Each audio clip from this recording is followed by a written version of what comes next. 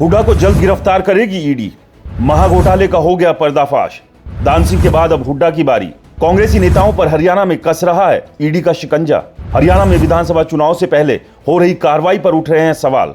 ED ने builder को फायदा पहुंचाने के मामले में की बड़ी कार्रवाई।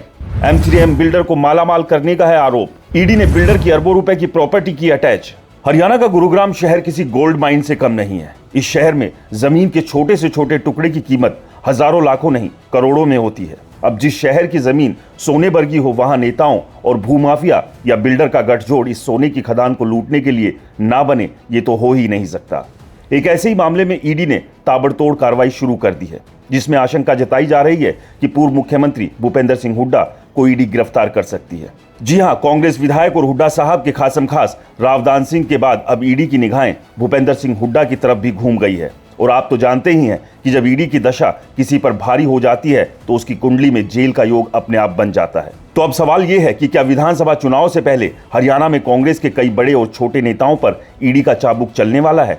और अगर ऐसा होता है तो जो कांग्रेस हरियाणा मांगे हिसाब का पर्चा लेकर पैदल यात्रा पर निकली है, उसे ही अपने भ्रष्टाचारों के बही खातों का हिसाब किताब करना पड़ेगा, जिसका बीजेपी इस चुनाव में सीधे सीधे फायदा उठाने की भी पूरी कोशिश करने वाली है। चुनावी नफे नुकसान पर डिटेल में बात करने से पहले आपको बता दें ये कौन सा मामला है जिसमें हुड्डा साहब और उनके सहयोगी फंसने वाले हैं।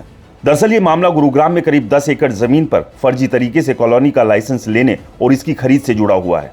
पूर्व मुख्यमंत्री भूपेंद्र सिंह हुड्डा और टाउन एंड कंट्री प्लानिंग के तत्कालीन निदेशक त्रिलोक चंद गुप्ता पर आरोप है उन्होंने M3M बिल्डर को ये जमीन मालिकों पर दबाव डालकर औने पौने दामों में दिला दी थी, जिस पर बाद में बिल्डर ने बड़ा फर्जीवाड़ा करके अरबों रुपए का अवैध धन बनाया। ईडी की जांच में पाया गया है कि RSIPL के प्रमोटर बसंत बंसल और रूप बंसल ने FIR में शामिल पूर्व मुख्यमंत्री, अधिकारी और दूसरे लोगों के साथ मिलकर 10.35 एकड़ जमीन पर कमर्शियल कॉलोनी बनाने के लिए इलीगल रूप से लाइसेंस लिया था। लाइसेंस मिलने के बाद यह कॉलोनी डेवलप नहीं की गई और बाद में 726 करोड़ रुपए की भारी कीमत पर लाइसेंसधारी भूमि और कंपनी की संपत्तियों को रेलीगेयर ग्रुप की सहयोगी इकाई लोवे रियलिटी प्राइवेट लिमिटेड को बेच दिया गया।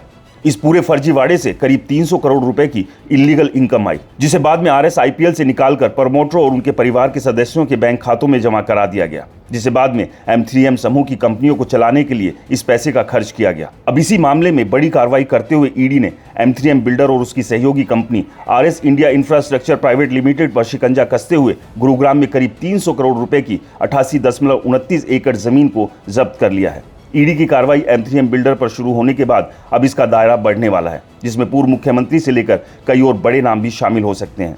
ऐसे में यह तय है कि हरियाणा विधानसभा चुनाव से पहले ईडी की इन कार्रवाई से सियासी पारा गरमाने वाला है। इस सबके बीच महेंद्रगढ़ में गृह मंत्री अमित शाह के कार्यक्रम के बाद ईडी की सक्रियता इत्तेफाक भर है या फिर कहानी कुछ और ही है?